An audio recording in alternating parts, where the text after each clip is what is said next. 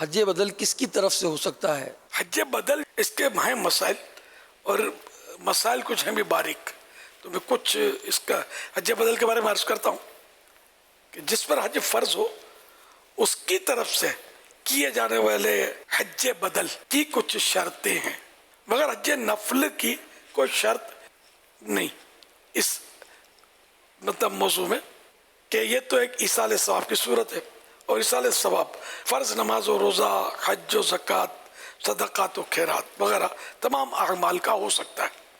لہذا اگر اپنے مرحوم والدین وغیرہ کی طرف سے آپ اپنی مرضی سے حج کرنا چاہیں، یعنی نہ ان پر فرض تھا نہ انہوں نے وصیت کی تھی، تو اس کی کوئی شرائط نہیں ہے۔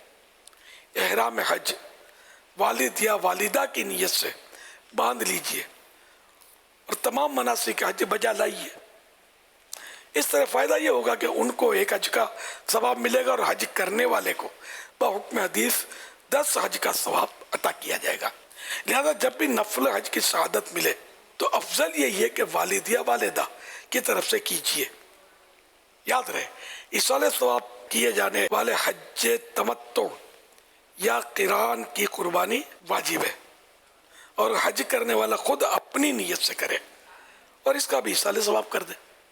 اچھا، اب یہ کہ حج بدل کے اصل جو مسائل اور شرائط ہیں نا، تو یہ زیادہ ہیں۔ اب رفیق الحرمین پیج نمبر 209 پر یا خدا حج کا شرف عطا کر کے 17 حروف کی نسبت سے حج بدل کے 17 شرائط لکھے ہوئے، مزید آگے پھر آؤ حج کریں کہ 9 حروف کی نسبت سے حج بدل کے 9 متفرق مدنی پھول۔